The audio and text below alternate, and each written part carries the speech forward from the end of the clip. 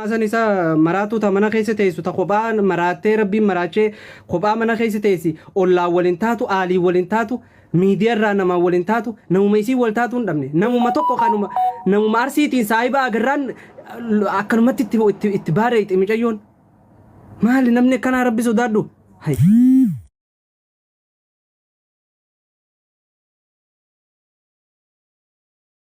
kaba waay leesh maaliif Inde?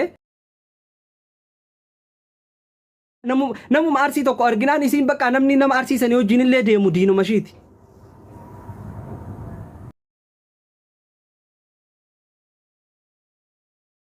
Diina ta'a maaliif haati faati obboleetti kiyya?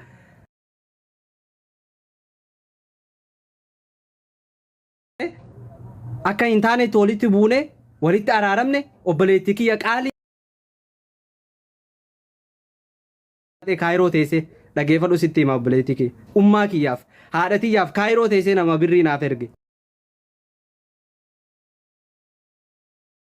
Wallahi dhageeffadhaa jara keenya ani naman tokko argitanii nama anaa takka.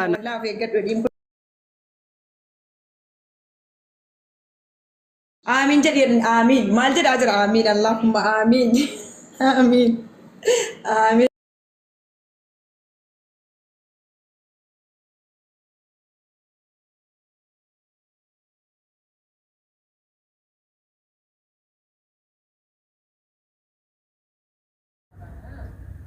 Hinda ga'uu yoo jette ammoo isiniif beeka wallahi.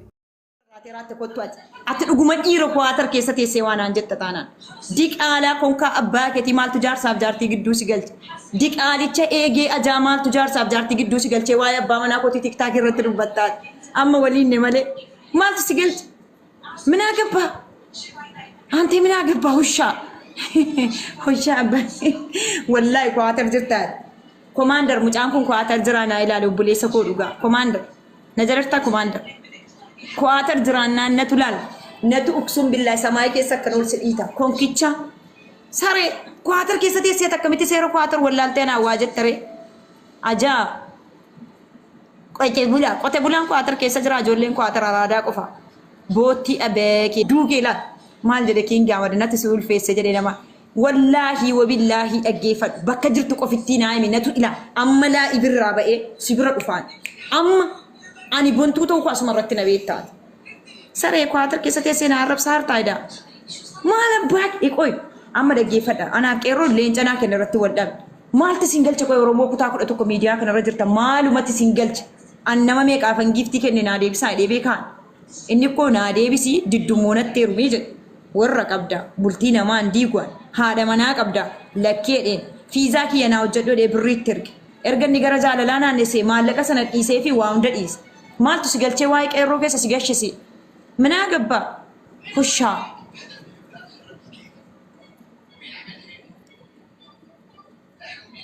ilma haasuutti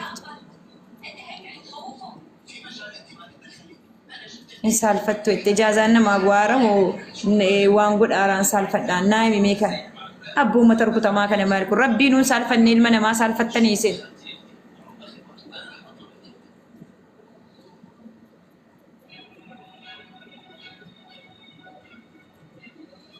waraabaan ergaa uni naa arabse kadir naa waraabaa sagaleessa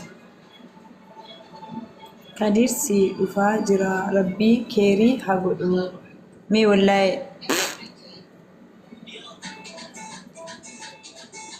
kotte dingi biiratti gadi baa kotte dhiinam kotte dhiin kotte dhiinam deemi ati nimoona na jalaa sin barbaadoon hushaa bayi na jalaa nimoona deemi sin kabaja gadda siin dhiifama na gaafattee kaatee gastii namaa keessa teessee waan ati haasoftu si argee bara kadir manatti naa dhufaarta sababnoo kottu kuno mana kiyyan beettaami kottu gibbii keessan jira maal barbaadde isa maqaa kee dhadha'uu fi maqaa kee dha'uu ni nafuga surree kee fudhattee haati faatee kaayiroo dhattee jedhe kanuma bar yoommoo ajandaa barbaadde waan feete jedhe isinii waan namni jedhee na arrabsaa artimi awwaa'ee keetiin jedhe kana narrabsuun isa si waa'ee bultii namaa diidduu jedhe isa si nam zaaqaa shittii xuxxe jedhe kanaanan arrabsa Kun immoo situ biyya kana si fide malee tuwati biyya biraa raattees inuman tuqaan maqaa keetiin inuman arrabsaan maaliif yoo jettee haati faateen irraa gadi boodidde. Dhugaa dammoo surree koo fudhattee baateetti rikoordii kee kunoo feesbuukii irraan sii fida sit akkana jedhee. Indee maqaa koo immoo dhiisii yoo itti jarran mana dhiisanutti waan isiin eegasii balleessite wajjin balleessitanii waan ta'eef hin dhiisu maqaa kee ittiin fayyadamaa jechuudha lagizeedha. Sii galee yoo immoo dhimma dhuunfaan irraa qabaatte mana iftuu jirtaa nan dhufa. Baay'ee sin galchuu maaltu gochuufan si galchi. Ati tiktaakii irratti akkana akka nuuf hin godhin. Bilbila koo qabdaa miinaa dawwalee yoo naanaa sa'uu barbaadu. Miidiyaa irratti sash qaabbaxan sanaan hin barbaadu waan. Mana iftuu irratti immoo na eegisiifan dhufa. Naanaa sa'i qaamaan.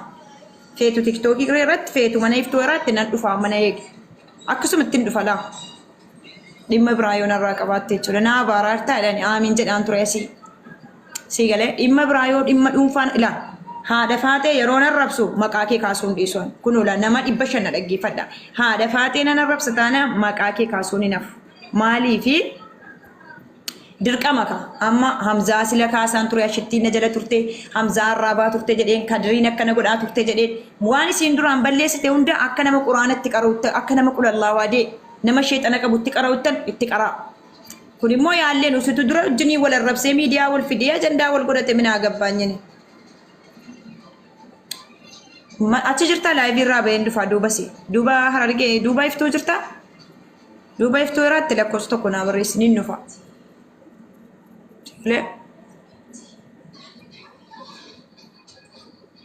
Maqaa kiyya akka hin kaafneeti. Stopped. Si galee?